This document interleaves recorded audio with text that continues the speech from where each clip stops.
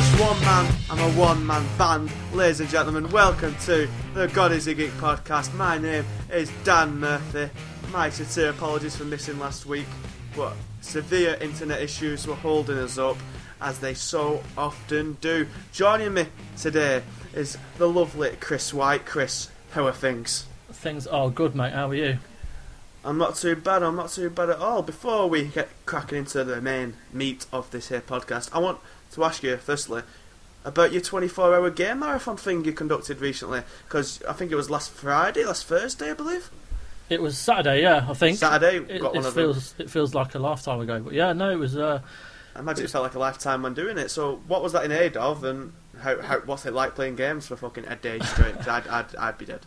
It was crazy. It was in aid of Macmillan Cancer Support. I just felt, I felt like doing something. There's been a few kind of things happening, and I just felt inclined to do something, raise a bit of money for it, and it was insane. I started at 12 a.m. on the Saturday, played through the entirety of The Last of Us. That was about 12:30, 1 p.m, and then I just kind of filled the next afternoon with UFC, a few other bits and pieces, and then at night I played through Everybody's Gone to the Rapture and a bit of No Man's Sky, just to kind of take me to 24 hours. But yeah, it was weird at the end, because I was like, for the last 2 hours I was playing the game, but I kept kind of like not losing my vision. That sounds stupid, but not falling asleep, just kind of being somewhere in between. So it's like trancing out. Yeah, and I'd like appear somewhere and be like, shit, how'd I get here? It was very much like akin to being a bit drunk.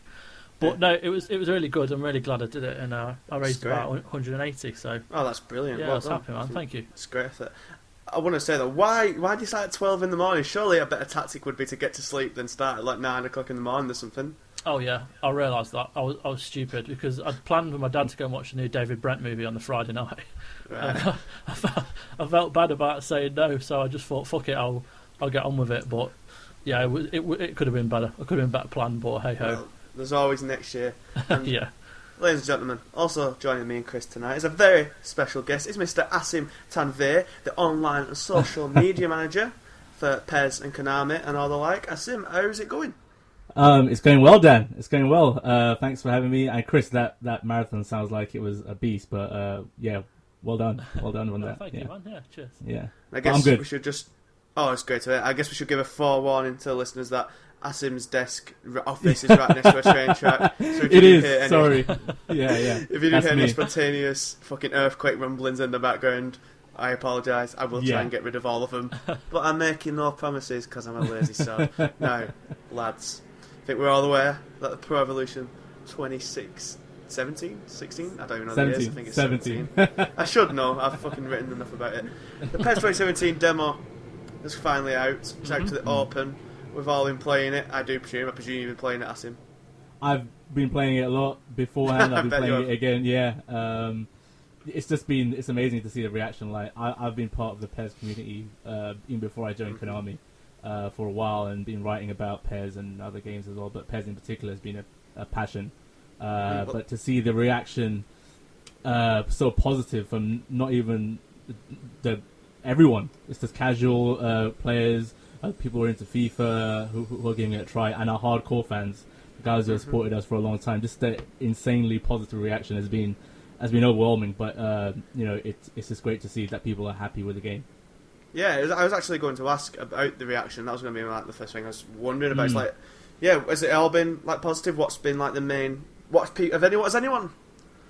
you had any comments about the demo that you didn't think about? Even though is it something that took you by surprise, some a compliment or a criticism that's taken you off guard at all? Because it's interesting, because getting something into the wild is a lot different than closed demos at E3s and the new camps and whatnot. Yeah, it is a bit scary, and it's a bit kind of, as you said, going into the wild. But we were quietly confident that this is was going to be a good football game, and it's absolutely.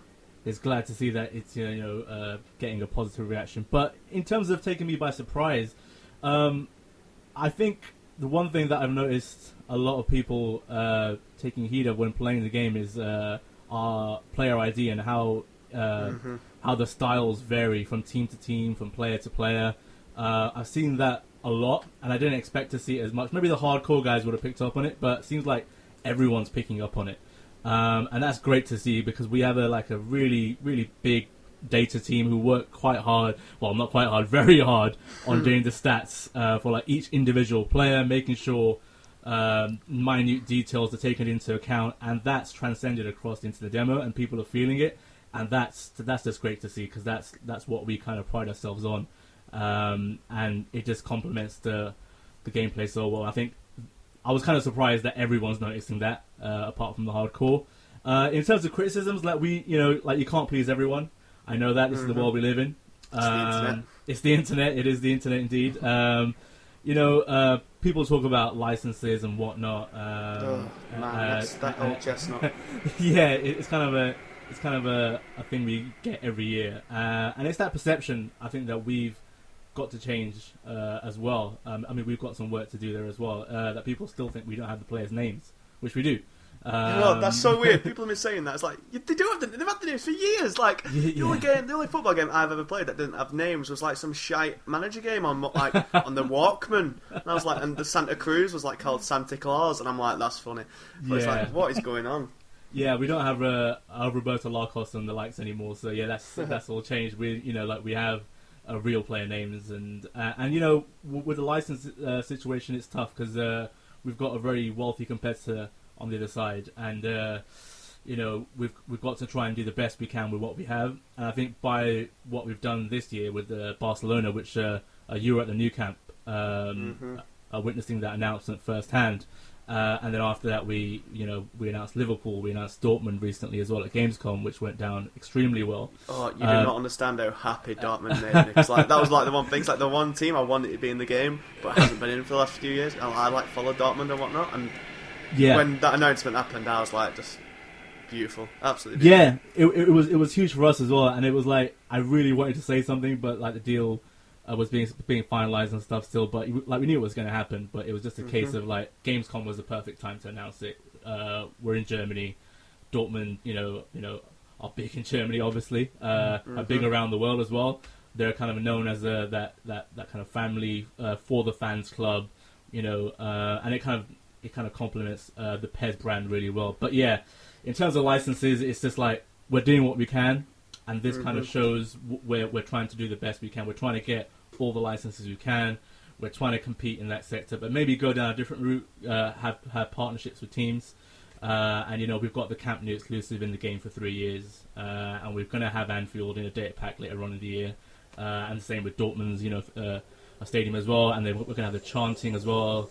It pains me to say as a Man United fan, but we're going to have You'll Never Walk Alone as well going on in the background at Anfield.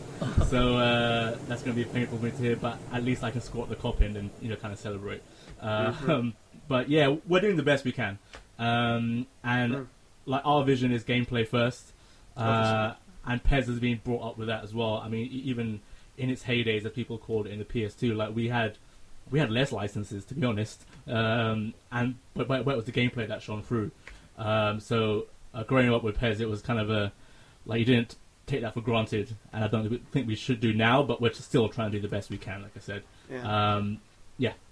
How annoying is it to this perception that you still have? Because I've been beating the PES drum since PES 2015 now, because PES 2015 was really good. I enjoyed it a lot, and then 16 was better, and 17's even better. So I've been banging the drum for a while now with my group of mates. And my mates, they're the type of gamers who'll always get the latest console or whatever, but they'll only play GTA, FIFA every year, Call of Duty every other year, and then Rocket League, something weird that comes out of nowhere every now and again, but still, it's about football. And they're all the ones who are still starting to nah, PES is shit, mate. And it's like, it's just not. It's just fucking not. And they're like, oh my god, FIFA's got managers. It's like, who gives a shit? It doesn't play as well. So how do you does it make you pull your hair out just fucking having to deal with seeing comments online and shit and like that? Is it infuriating, or do the positive comments you get when the demo comes out, do they make it worth it? I think the positive comments when for the last 2 days the reaction has been great. It just makes it worthwhile. And even then, it's not. I wouldn't say it's infuriating. It's kind of it just it makes me kind of excited for the challenge that we've got here in terms of changing that perception. And we're trying to do that slowly, year by year. I mean, again, like I said, we've got a very wealthy competitor on the other side, and you know, it's kind of the known football game amongst the casual market and kind of worldwide. And we've got to change that perception. It's our job to do that, and we need to, like, gameplay is our kind of first and foremost approach, but we need to. I still think we can improve elsewhere as well, and hopefully in 2017 you'll see that. And you know, we've got years. I think this is just, you know, our gameplay is on a great foundation now to build upon other stuff in the game as well, and hopefully over the next few years we can show that. Yeah, have you had many comments from like FIFA players who saying, you know, I like FIFA, but this has been great or whatever? We have, and again, that's what probably been one of the surprising things as well. We've had quite a few FIFA players kind of reaching out to us, even like a few FIFA YouTubers reaching out to us and saying, "Oh, we want to come in and try PES." And you know, I think slowly but surely that perception is changing. That you know what, PES is actually really good, and we're getting tweets. I see all our social feeds, so I see everything coming through, and we're getting hardcore FIFA fans, casual FIFA fans coming to us and saying, you know what, I've tried the PES demo, it's so good. I might even give PES a chance this year in terms of buying it and playing it as my other football game, maybe, and hopefully that will change into their main football game once they play it more and more. So yeah, it's been a great reaction from everyone, really. I imagine it's like a good day in the office when you've pressed the button and it goes wild and then the feedback's good. It's just the tension you're waiting for the first like reaction, and then when it's good, it's just a beautiful moment. When it's good, it just makes it all worthwhile. It makes the hard work we put in as a team worthwhile. And you know, our team in Japan has worked supremely hard on this, and they've worked. You know, that player ID system, the gameplay, the real touch, the pace of the game, the goalkeepers, as you probably tested out at E3 and other demos you played. The goalkeepers are a huge improvement, and you know, we want to show that we're listening to fans. And I think this year, after people have played the game, it kind of shows that, you know what, they are listening and they do want to, you know, produce a good football game for us. It's really exciting times. I think over the next. Obviously, 2017 is the focus right now, and you know we're going to support it fully. But I think going forward, the Fox engine and the way our team's working with it now, and kind of plans we've got, it's a really bright future ahead.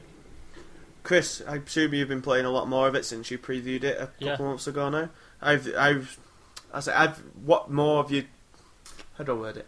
Like, have you come to appreciate any of the aspects of the game more from playing it in your own? On your own seat, on your own telly, etc., playing it for a bit more time, like in your own surroundings. What else have you like noticed? I mean, it should be a continuation of the same feeling towards it as I've had when I demoed it. It's just there's clear improvements and clear changes, and it's just the focus on kind of like the realism element to it that was been mentioned, and how like the player ID plays a role, and the kind of how the AI adapts to you playing. I'm noticing that continually, changing formations at the start of game, and kind of we mentioned in the videos where I'm a wingman, so I like playing down the wings. I've changed formation to play down the centre, and the way that they adapt to that, it's very noticeable, and it's great because it makes you change the way you play. You can't just keep playing the same style every game. Depending on what team you play, they're going to play tactically different to you, and it changes every time. So. Like when you finally get to play in a season, that's what I'm looking forward to the most. Is just to see what the end result is like once you're playing a whole season against different teams and stuff like that. So, in terms of anything new, not really. It's just a continuation of the same impressive features that I've noticed since playing it. I mean, just a quick question, Asim. How do you go about listening to people's feedback? Like, where do you go to for that? Because obviously. One of the things Adam was saying was how they listen, obviously, to the guest feedback, and it's important and stuff. Where do you go for that? Is there do you have focus groups, or is it just the internet in general? Or I mean, it's since I've come in, what I've tried to do is be involved with the community as closely as possible. I mean, again, I've come from there, so I kind of have a a foot in there anyway. Yeah. So I've been keeping as close to the community as possible, and that's around Europe. So not just the UK, Germany, Italy, France, Spain. Keeping close tabs on their like kind of forums, on their community sites. Inviting these guys to community days. Since I've come in, we had one community day before E3, and that was around Europe, and then we had one just before Gamescom as well.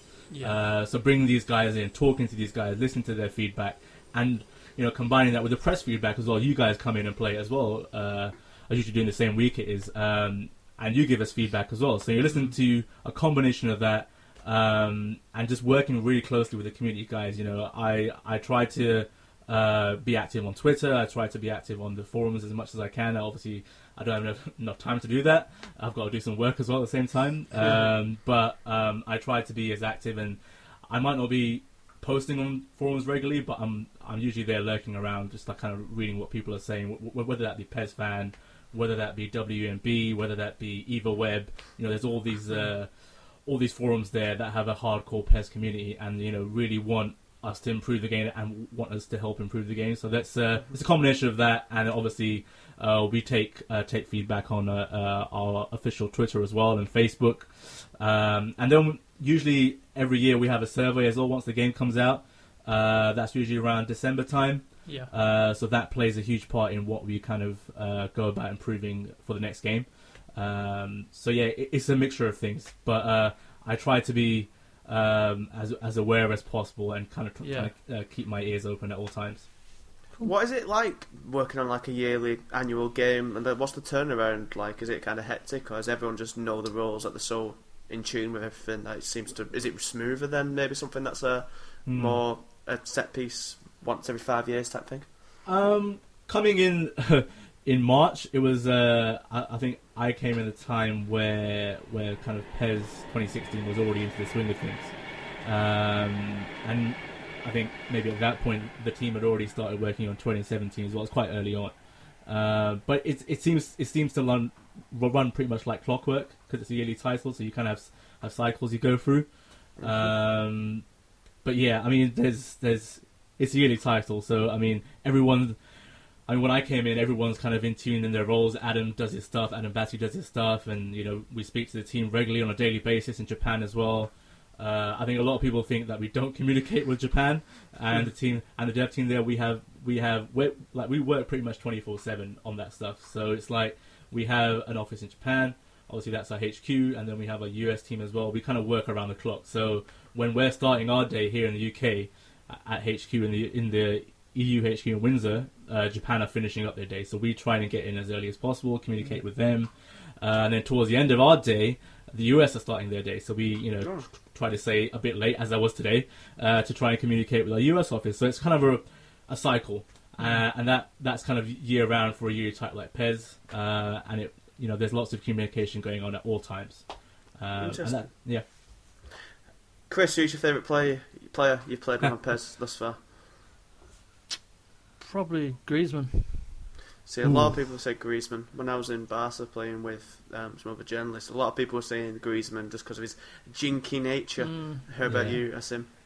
I'm going to be biased. You say as many as you want. I'm going to be biased and say Pogba. He's a beast. He's a beast. He is a beast.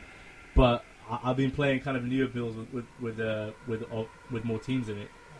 Pretty much the final game. I've been playing as Dortmund. Mate, don't. I might have to have a lie down. And they're currently my favourite team to play as, and we have like me and one of our guys who works on the data, Tom. We have regular kind of matches going on in the office, and kind of a bit of a rivalry going on between us. He plays Barca, I play Dortmund. Playing as Dortmund, like the likes of Kagawa, Aubameyang's, how good! He's going to be up front. Yeah. Oh my god, I need it. Yeah, it's just so much fun playing as Dortmund because they suit my style of football as well. I like to play like a quick style of football, nice passing game.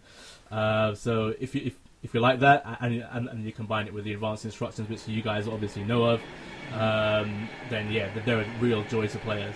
I can't wait. Yeah. I struggle to think of my favourite. I've been playing a bit, and I thought I played Martial up front for France, and he was brilliant. he's rapid and can just bang the ball in. Yeah. I really like Kroos because he's just so composed on the ball. Mm. I really like Neuer because he comes out quickly. I love Boateng's pings. I actually really like Leroy Sané as well. Actually, he's an underrated player. He's an underrated player. There's a few.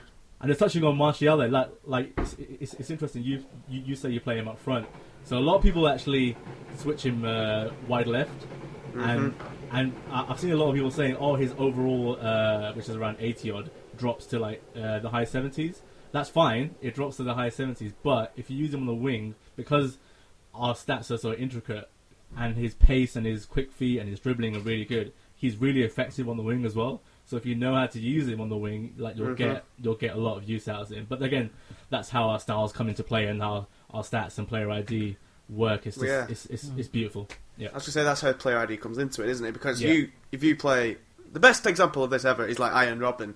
Everyone knows how Iron Robin plays. He's out in the wing, he cuts in, he shoots, and you can do that on PES, literally image for image, how it would happen in real life. And the same is for Martial. He can get on the ball, he's direct, he can go either way, but he's probably always going to look to cut onto his right and smash it in. So if you know how the players play in real life and you replicate that in the game, it usually comes off. Yeah, no, spot on. I mean, our motto is this year, control reality. I don't want to sound cheesy. I don't want like a marketing type, but I think that actually sums it up quite nicely in terms of the gameplay.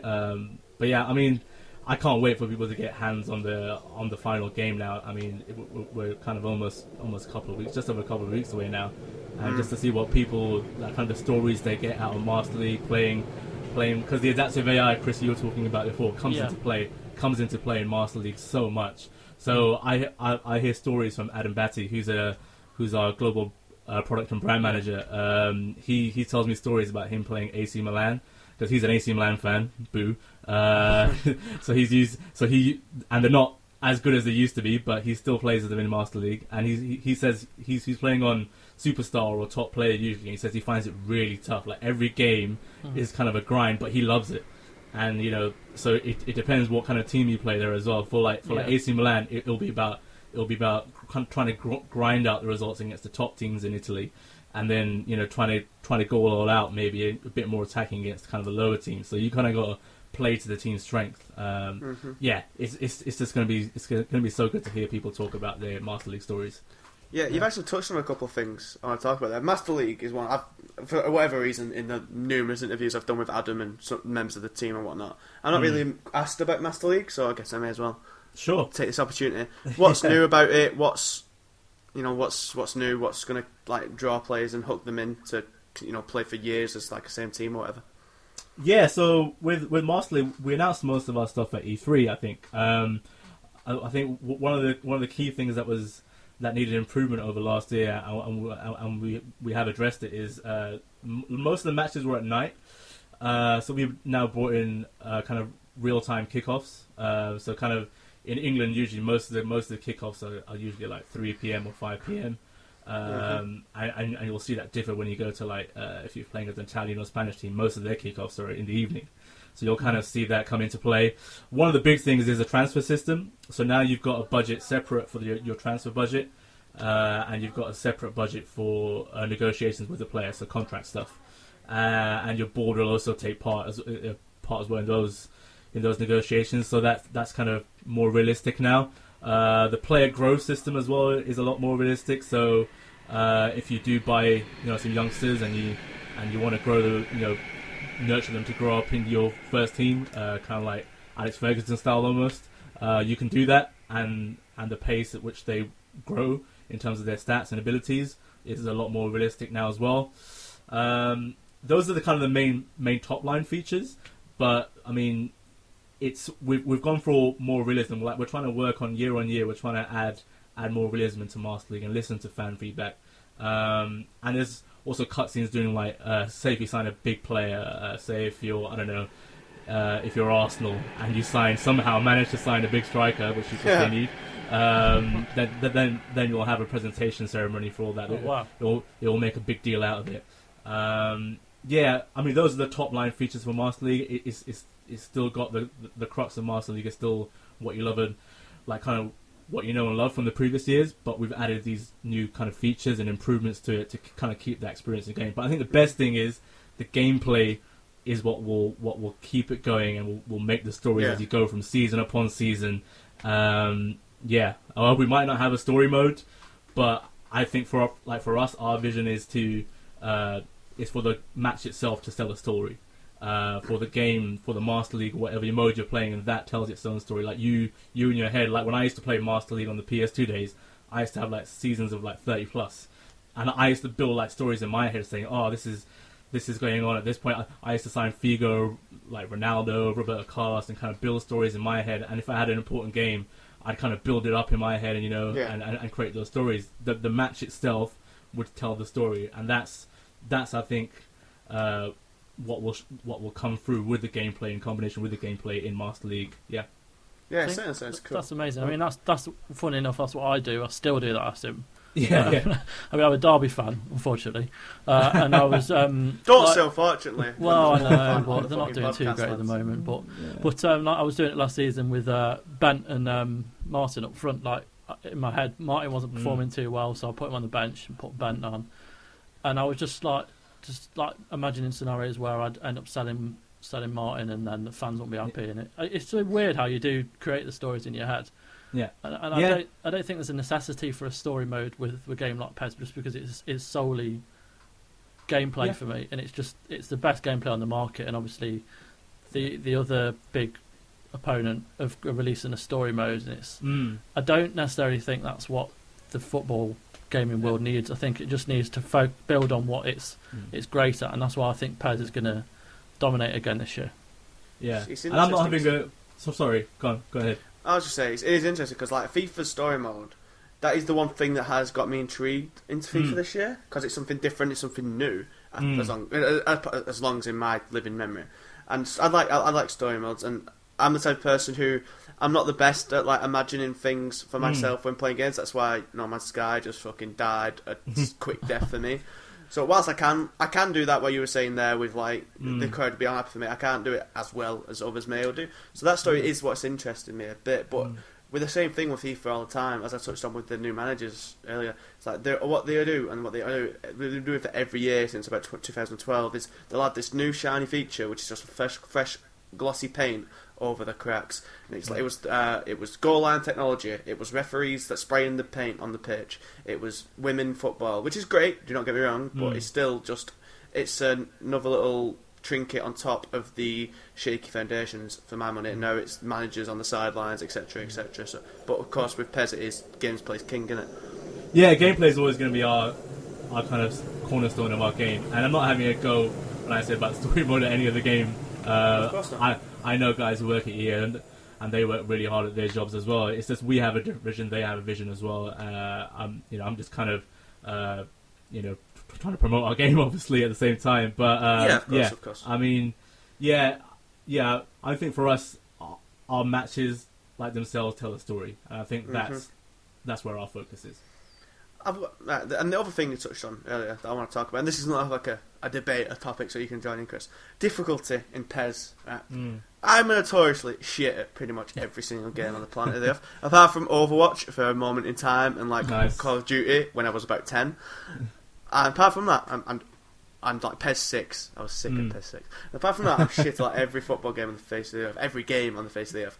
Yeah. So with the PES difficulty, is it better to play on a harder difficulty and learn it, graft it, grind it to make it feel more realistic, to make it feel like you're earning it, getting better? Or is it better to play it on easy and just smash every team because it's a bit more fun? I mean, with PES, especially 2017, I think we've gone for a balanced approach where, which is something that the PS2 games were known for as well, and kind of what people always come back to and say, oh, they were the kind of mantra was easy to pick up but hard to master. And that kind of sums up 2017 quite well. I think it's got that balance. So if you're, and I'm not trying to say that you're not good at PES, Dan. Mate, I'm not good at PES. Don't you do? Saying that though, when I played for the first time at E3, I played Steve. Yeah, Steve Merritt. Yeah, that's the one. And I smashed him. He won the first game, and then I think I played 3 or 4 more, and I beat him every time. I scored some absolute bangers. So, but now you're gonna tell me he's not very good either, right? He's alright. He's alright. Steve's alright. But I mean, in terms of starting, I'd say, I mean, just try kind of the regular level and have a few games and see how easy or how tough you find it. And if you find it a bit too easy, like you're winning 5-6-0 every game, go a higher level. And if again you're finding it easy, just go another higher level.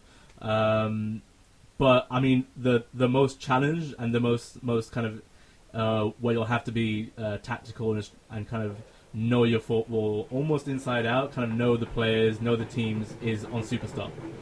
That's where our AI really, really shines through. So if you want to see the AI at its best, Superstar or even Top Player actually.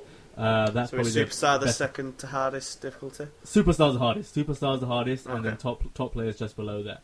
Okay. So even Adam, who I was talking about with AC Milan doing his Master League, Adam Batty, he started it on Superstar, and then as playing as AC Milan, he found it way too hard, so he dropped down to Top Player. And this is a guy who's kind of into PES big time. So yeah. So just kind of try each level and see how you get on. I mean, people will always kind of judge. People say, "Oh, you're a noob," and this and that. Just play whatever you enjoy. Play whatever level you enjoy. I mean, I personally usually go on Superstar.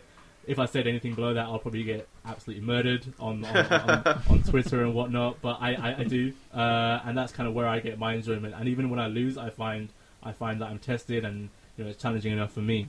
But I don't see any reason why anyone couldn't play it on regular or Top Player and still enjoy it. Chris, where do you stand on difficulty debate? Like, what do you play it on at minute, etc., etc.? Right. So, what's after regular? So regular would be, I think, professional. I don't really go through it. I just go straight to Superstar. Sorry. That's all right. So it's normally. I mean, last season it was professional. This season, I mean, when I started playing at down in Windsor at the press event, it was on professional. But from how much it feels different to last year, I struggled a bit on professional. There's like everything's kind of upped its game a bit, and you really have to fight for it. So I'm still stuck on professional. It's still it's just more challenging. I think that's great. That's the great thing about it. I mean, for one of the videos we did, I skipped down to regular, and I won about 4 or 5-0. And then we posted that video on YouTube, and it was like, I don't know how you cope with this, like social media. You were getting rinsed through it, weren't you? Because they're so like, oh, could you score this many goals? Love you fans, by the way. But no, like, how could you score? And it's like, it was for the sake of, because you can't. I found on professional you could score, but you can't thrash. Well, when you play like me, anyway. So I wanted to play around with the levels, but normally it's professional, just because I find that quite a good level for my enjoyment. I get angry easily, so it's good for my blood pressure not to be too high. So, but yeah, no, I mean, this year professional, same as last year, but it does feel trickier, which is good because you want that challenge. So yeah. I guess final thing up is, Chris, are you going to stop playing now until it comes out, or are you going to rinse the demo as much to get as much use to it as possible? I'm torn. I don't mind, because the thing is, I don't really play PES as anyone other than Derbyshire.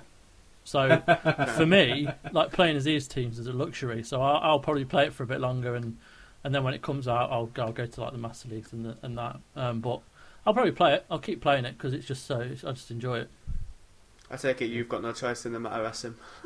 No, I'm playing it pretty much non-stop at the moment. I mean, even when we have like go on lunch breaks and stuff, we just play PES in the office. It's kind of again, like I said, me and one of the data guys who we've got a kind of rivalry going on, and we just play. And yeah, I'll probably. I mean, I'm like the rest of the guys, like the PES fans. I don't start Master League until the game actually launches. I don't. I want to start with the fans and kind of have my stories to go along with it. So I'm looking forward to starting a Master League. Maybe as Dortmund, I'm not sure. Probably Dortmund, most likely. I'll start Master League. That sounds so good. Yeah. See, I'm quite torn because, like, I love it, and I've played it a lot now at 2 different events and now in the demo. So I don't want to burn myself out before getting it. So I'm a bit torn, but I'm probably going to play it straight after this. So I'm talking Good out man. my ass, really. I think the Master League is what I'm really looking forward to, because I didn't play it on PES 16 at all, because obviously the player transfer situation. Yep. That was an issue. Yep. They never. By the time that it was finally all sorted, I'd like Well, the reason I stopped playing PES, I've told this story a few times, is because I accidentally deleted it off my PS4 to just... Well, I deleted off my PS4 to just make room for something for, like, a review for a week. And then when I went to put PES back in, all my kits were deleted. And I was fuming. No. I was like, oh my god. I couldn't face it. I was so angry with it myself. Well, you don't need to worry. Day one, when the game comes out, there'll be... All the rosters offline, online will be up to date. Guaranteed. Yeah. That's why I cannot wait to finally dug in. The only problem is Butland won't be on it this year. Shitbags. Why'd you have to get relegated? Fucking shitters. Anyway. Or you can play against Adam Cook as well and try and beat him. There you go. Yeah, we'll have to. I'll have to. And definitely happening. Definitely happening. I'm sticking the sand out now. Adam, I'm going to smash you, lad. Moving on. From PES Talks, that's a healthy PES Talk. I feel like people who've come for PES have gotten a lot of PES. There's loads more PES on youtube.com/GodisaGeek. Me and Chris here did literally bare videos. And of course, we're all bare on the website as well. Loads of interviews with Adam Batty and the like. So go over there and check them out if you're not satisfied. But you should be. Anyway, we've been playing different things.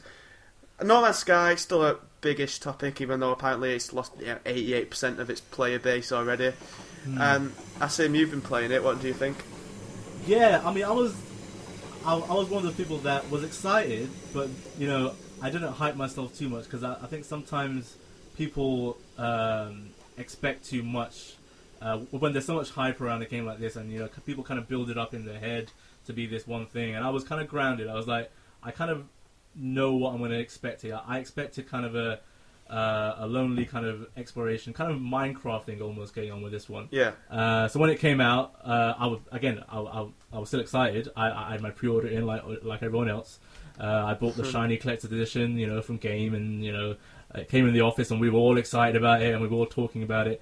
And the first few weeks, we were all playing it, coming back to the office, telling each other stories about finding creatures that look like male appendages and naming them appropriately, and seeing them poo on the floor and then taking their minerals or whatever, going on planets that were raining acid and all that stuff, and it was fun.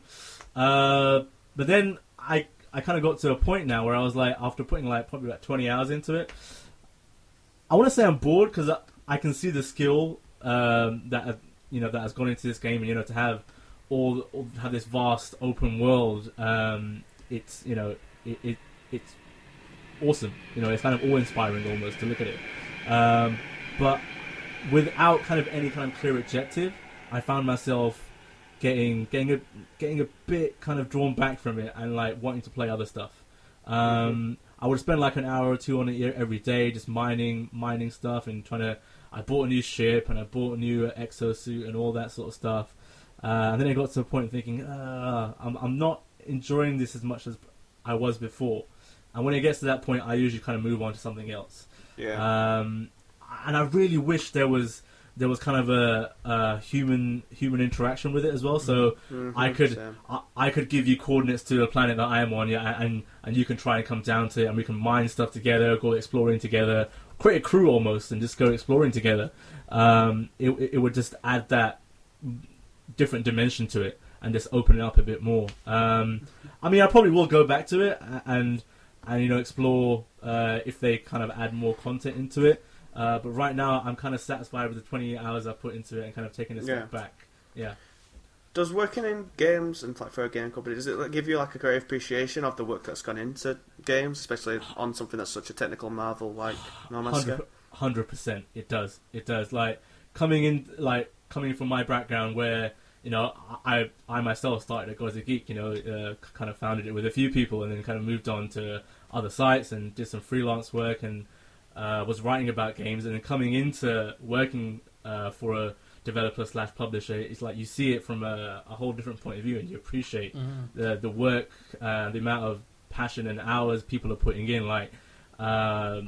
People putting crazy hours, because they love what they do, and it's kind of you see something like No Man's Sky, and you see Sean Murray on Twitter getting really excited about the game going gold, and telling his stories. It makes you appreciate the work that's got into it. So the answer is yes. It does. Definitely does. Chris, you reviewed No Man's Sky first sight. I don't think you've been on since it's released. You've given it a 7.5, which is a lot further up than I would have given it. I can understand. Well, I can understand when people like it, and as Asim says, I can understand the appeal to it at points. But from what it was in its opening trailers, like the video that went round like last week, whatever, when it was like the Jurassic Park music to the opening trailer with the big glorious dinosaurs, to the Jurassic Park theme with the broken harmonica and this weird little thing dangling about. I think that just summed up my feelings pretty aptly. So I'd have reviewed it quite low. But you reviewed it 7.5. What are your thoughts of it? Why did you review it so highly? Look, it's a really tough one to review because there's so much kind of riding on it, and for me personally, I was so excited to play it. I was literally waiting at my front door for it to be delivered. And I put it on for a few hours, and within the first 2 hours, you felt like there was something missing anyway. You could see that there was things that felt wrong about it. But then you spent more time with it. You finally built your hyperdrive, for example, and got off the planets and into the new systems. And there is that sense of freedom that does make it feel so interesting and enjoyable. And the story path, I mean, I couldn't care less about that now, especially now I've read about what is actually there at the centre of the universe.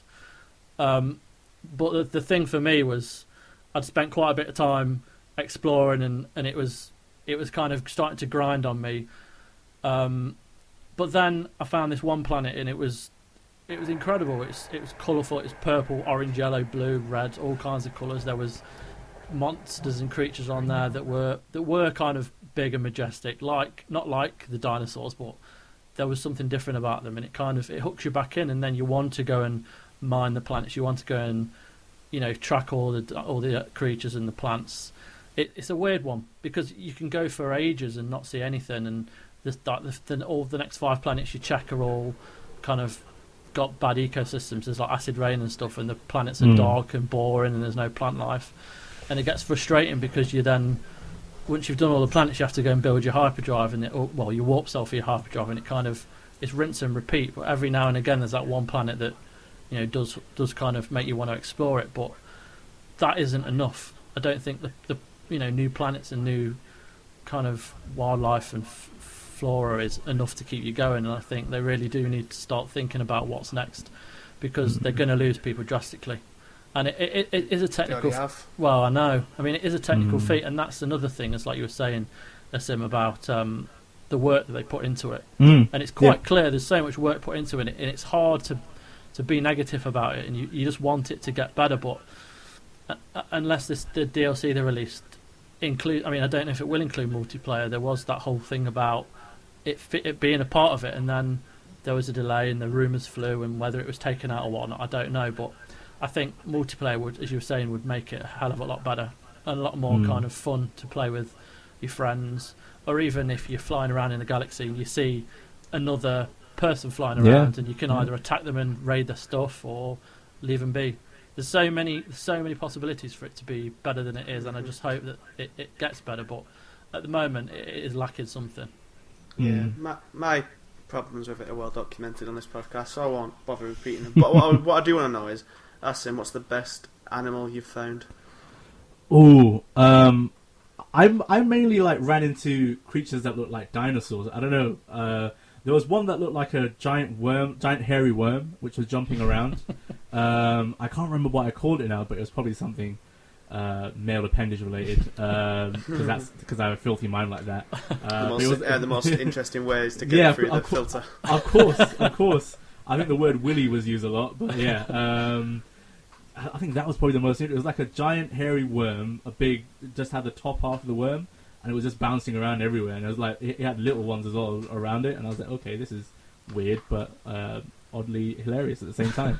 Probably that, yeah. What about you, Chris? I think it was one of the first animal on the first planet. It was like a cross between like a sheep and a crocodile. It was really weird, and like it wasn't trying to get me, but it was a bit aggressive. So I fed it, and then it just chilled out, and it started following me around everywhere. It was really weird because I just wanted to take it with me and put it in my ship. But yeah, no, there's probably the first one, which was like a crocodile and a sheep. My favourite is the first big one I found, and the only big one I found because it didn't last long. But I was just walking. I found the first animal. And I thought this planet, because I landed on shit planets. My first planet was just I couldn't walk anywhere without just getting battered by radiation. I was like, oh great. Oh wow. And I didn't find any animals for ages. I didn't hit anything. I was like, have I landed on the fucking dead planet with no on it? And then eventually I heard some little like squeaking roars, little things. I saw these wee little like stegosauruses with penises for heads, and it was quite amusing. And then as I was walking towards like one of them buildings in the distance, a massive lizardy dinosaur body with a wolf head walked past me, and I was like, "Fucking hell, is that thing going to come and eat me?" And thankfully, it just walked past. But that was like that's when Nova Sky was its great to me. The first hour when you was discovering things for the first time, and then after that, I just felt like everything I discovered afterwards, I'd already discovered in the first hour. So, what are you going to do here? But I've been playing a new game of late. I say new. It's been the game I've been playing, the episode I've been playing of it. It's been out for a while, but I've finally taken the plunge. But we've all been playing a bit of it, so I think it's a apt thing to talk about. Hitman, new Hitman. I got it this week. Paris level. Turns out I'm shit at it. Who knew? Chris, you've reviewed the newest episode, Bangkok. So why don't you talk about Hitman in its entirety and more specifically Bangkok for us? Okay, so. I'm in love with it. I really do like it. I think visually it's a masterpiece. I think the kind of replayability of it's immense. You can kill the same person plethora of different ways. Bangkok, again, you can find there's so many options to kind of kill someone. And for me, it was I don't really want to talk about how I did it, but it was a case of the singer in the band. Jordan Scott or something like that. The way I basically killed him, and then he fell through a roof, and then it was trying to get out again because people saw me go up there but didn't see him come down. So literally everyone was after me, and I was hanging around for probably about 30 minutes, waiting to try and find a way to get out. And every time I tried to escape, someone came after me. So I ended up trying to distract one of the roadies' attention, and then beat them up, strip them of their clothes and put that on, and then literally just walk out the front door. I did in the end, and it's very satisfying. But the series is just incredible. Like, I think the favourite one at the moment for me was the Sapienza one in Italy. It was just a lovely little like Italian coastal town. It was gorgeous, and the kind of there were so many different levels to it. There was the kind of by the beach. There was like in an underground research facility. There was in these fancy mansions. It was just beautiful. But I think they're excellent. I think they're really good, and I kind of appreciate the episodic format of it. To be honest, it gives each episode kind of time to breathe, and you can play the hell out of it before the next episode comes out. I'm not sure that'd happen if they were all together, but I mean that's just my opinion. I don't know. What do you think? Who? Dan. Sorry. See, it's a weird one. I don't know, because I'm not judging it at all yet, because I've not put much time into it, and I really like the boat mission. I really like that because it's small, and there's a lot of ways to do it in the like. You've got a small box, so there's a lot of things to do within the confines. You can bounce off it more. And I feel like when you go from that and the hangar to then this massive sprawling mansion where you don't know where everything is yet, it's hard to navigate the similar looking halls to get upstairs and all this type of stuff. It is a bit of a culture shock, and it's taken me a bit of a while to get used to the sheer size of it and the length of things you can do, the breadth of things you can do. And I don't know. I feel it's so. I don't really know how to go about it, because I don't want to put it on literally walkthrough mode where it tells me how to go through everything, where to go, what to do every time.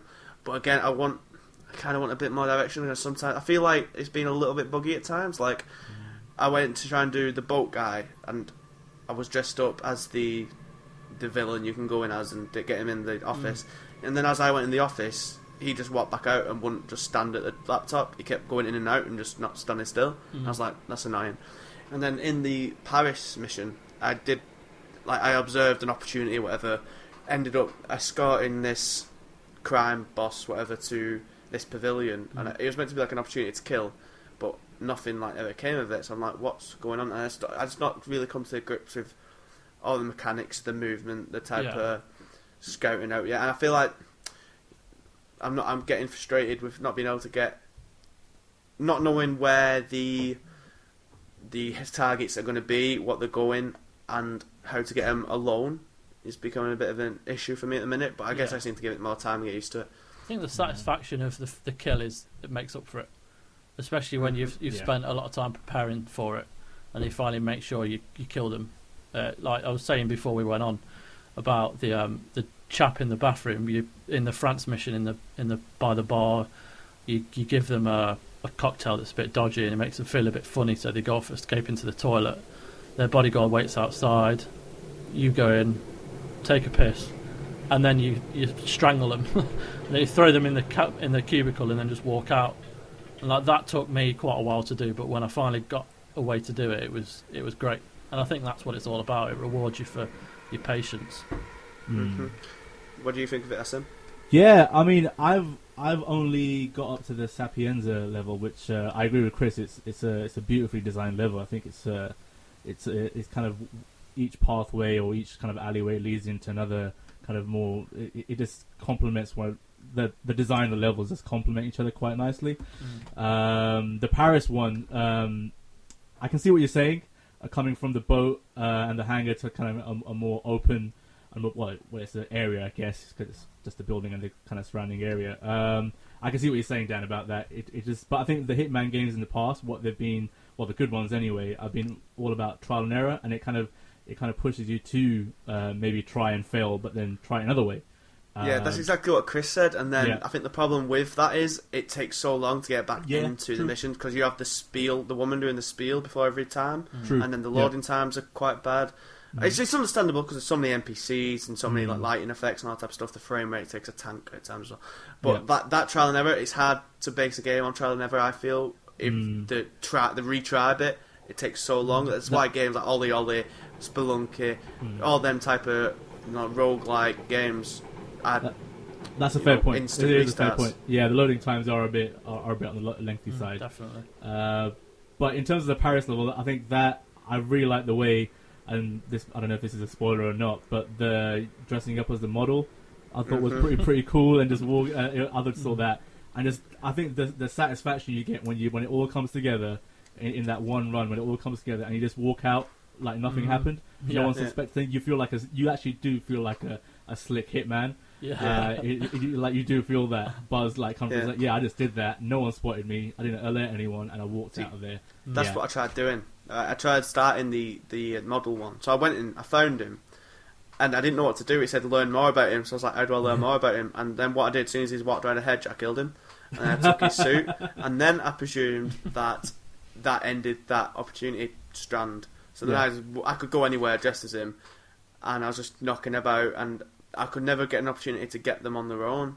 And I was like, right, I'm just going to shoot you and make a run for it. And that ended in my quick and swift death. It's like something else I'd like to have. I feel like there needs to be more like talking options in it. I feel like I should be able to, if I'm dressed as Kruger, the model, I should be able to go up to his friend, the woman target, and just go, oh, I'm here. And then she comes to me. So I can distract. I feel like there should be more, like you can deliberately distract people rather than having to like do a workaround to distract someone. If you get me? No, definitely. I think that's one of the issues is with you're kind of dressed as someone, and then one of the guards looks at you funny. You don't have a chance to defend yourself or kind of say something to send them on the way. It's like if they suspect you, then that's it. You're going to get hunted, and you're going to get as you do. Yeah.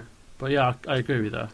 I feel like in later episodes or later seasons even, I feel like choice options, like choice options, what's it called now? Dialogue options would be a really cool way to say it, because I think it just give it that little extra more depth. But it is really good. I'm going to stick at it and see how much further I can get. It's pretty good though. It is good. You can definitely see why people who can play it like it a lot. Yeah. It's just I'm shit at every game on the face of the earth. So what I'm going to do. I love stealth games, so this kind of falls into my category. So yeah, that's why I like it. I've never really played one because I'm young. Stealth games died, so I've played a bit of Dishonored, but then there was a bit where I couldn't get around it, and I did not know how to get around it, and that was that. And I played the first I can never say this correctly. Deus Ex, yeah. And then again, I think I got past the first boss in that maybe, and then I was just like, I don't know what I'm doing. I think I got to the police station, and I got battered maybe, and I was like, I have no idea what I'm doing. I think you can. I think you can tell me and Chris are kind of the older ones on here. Well, I was just when you said stealth, I remember being like, I think I was 16 when Metal Gear came out, and that was it for me. That for me was perfection. That's stealth in like just personified. Yeah. So I've kind of always gone down the Metal Gear route when I want a stealth game, and that's kind of exactly the same. Yeah. Made me feel that I can handle Hitman a bit better. I guess I reckon that I like pseudo stealth, where it's like stealth for a bit, but then if you get caught, you can fight your way out of it and run away easily. Whereas in Hitman, you can't. If you shoot someone, you're dead, and that's hard. And I've got to learn that simple. Like Metal Gear is a good example. So Metal Gear, I felt like a badass when I timed something correctly with a sandstorm, went in, got the thing, and then got out without even being noticed. I felt cool as fuck. But sometimes it goes to shit, and then you're just gonna fucking blast some eats and just get out. I like that. That's what I like Assassin's Creed as well. I really like the sensation of stealth. Yeah.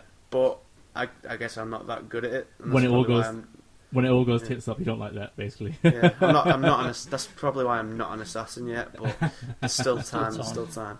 Is there anything else you want to talk about, Asim? Any other games you've been playing? I played Abzu as well recently. Actually. Chris played Abzu, so you can talk about that. I'm a big fan of. So Journey is one of my favorite games of all time. Period. It's just a brilliant game. And Abzu, I guess, is kind of the spiritual successor to that, would you call it? And I've been keeping an eye on it for a while, and it's probably about 3 or 4 hour experience. Yeah. And it's enjoyable. I wouldn't say it's as good as Journey, but it's still, and you can see the inspirations it got from Journey. You can see where quite of its developers came from, and through the mechanics of the game, and some sequences kind of mirror Journey as well, and obviously the music. Austin Winfrey's done the music as well. Oh god, yeah, phenomenal. Yeah, and it's beautiful again. It's good. It's really good, and it's work. I think I spent like £12-13 on it. I pre-ordered it on the PlayStation Store.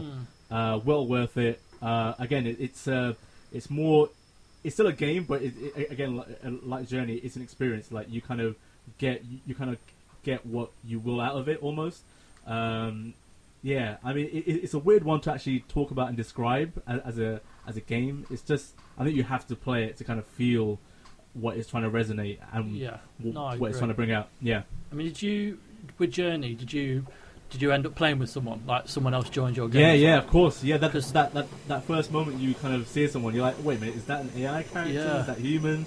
And then and then it clicks. It's like, wait a minute, that's another human, and you kind of build an affinity with. Yeah, that. it's weird. I mean, for me, Journey, it's one of my favourite games, and it really resonated with me, and it's quite a moving experience. And it's so, especially when you get to the end, and I was waiting for something like that to happen in Abzu, and I know it's not the same developer. I mean, it is the same art director. Matt Nava's done like a stunning job. It's gorgeous in every way, but you're just waiting for that Journey moment, and you shouldn't really, but because you know where this game came from, you're kind of expecting it. But in terms of like art direction, it's beautiful, and the score just gorgeous it's along magical, with it. It's definitely worth a go. Just for like if you want to relax. Yeah, it's just so peaceful and relaxing. It's a good game, worth the time with it and worth the money, definitely. I think they definitely like encourage the same feelings as Journey and everything, because I didn't really know. I'd seen Abzu announced, but I didn't know anything about it. So when I went to E3 to preview it and I saw it was on the screen, I was like, "This is literally Journey under the sea." Before I even knew about the developers' history. Yeah. So it's clearly that they were aping that similar style. So it doesn't surprise me at all that if it doesn't quite live up to it, that it feels maybe not as good as it actually is. Yeah. It's got some wonderful moments again. It's got some great sequences, which I don't want to spoil for anyone who hasn't played it, but it's got some similar kind of moments in the game that kind of hark back to Journey style a bit, and it does make you it just puts a big grin on your face when you're kind of going through those moments. But yeah, I think I'm with you on that, Chris. That it doesn't have that emotional weight that Journey did. Yeah. There's a little Dory Finding Nemo reference. Yeah, I saw that. I saw it on the internet. You swim up into this little alcove, and you can see Nemo and Dory, or fish like them. Yeah, which is quite cool. Yeah, oh, that's cute. Well, Chris, we were going to talk about other games we've been reviewing lately, but we've gone on for quite a while, so I think we can save them to next week. We've got so much. It's always good to keep stuff in the reserve, so we're not talking about one thing next week, and then me and Greg just have to chat bullshit for an hour. But thank you very much, Asim, for joining us on this here GodisaGeek podcast. My pleasure. Thanks, man. Is there any Twitter accounts or websites or any other you'd like to go and plug to our lovely listeners? Yeah, just I guess for the accounts I cover myself, for Pez at official Pez. If you want to keep up to date with all the latest news relating to Pez, then that's the one. And then again, I cover Konami Europe, so at Konami EU as well. If you want to keep up to date with that stuff. And then myself, it's at Asim Tanvir, as simple as that. I don't have any funky name, sorry, but that's just me on Twitter. Now, it's always good if you can get your own name as your Twitter handle. Yeah, exactly. Yeah. I wanted to have Daniel Murphy, whatever, as my Twitter, but that went in this week. It was over. Yeah. So I had to make up my own internet synergy name and just have to stick with it. So what are you going to do? That, ladies and gentlemen, is the end of the GodisaGeek podcast. Thank you very much for listening. If you want more of our words, you can go over to youtube.com/GodisaGeek and you can see them along with our beautiful faces on some occasions as well. And then, if you want words but in the written format, you can go over to GodisaGeek.com for reviews, previews, interviews, features. Chris has been doing some top stuff. In fact, Nick did a really good one the other day as well. You go over there for loads of top stuff. And if you'd like to support our little website, you can go over to patreon.com/GodisaGeek. Throw us a couple of quid. It helps us out to do even more content for you, and it's greatly appreciated. You can follow the site on Twitter at GodisaGeek. You can follow me on Twitter at Mabroski. You can follow Chris on Twitter at FirstAvenger83. And lads, there's nothing left to say. I guess it's time to say goodbye. So Asim, do the honours and say goodbye to everyone. Bye everyone. Bye Pez. Say goodbye. Say goodbye, Chris. Goodbye, Chris. And it's goodbye from me. Don't fucking say your last name. It's very annoying. I know. Salami.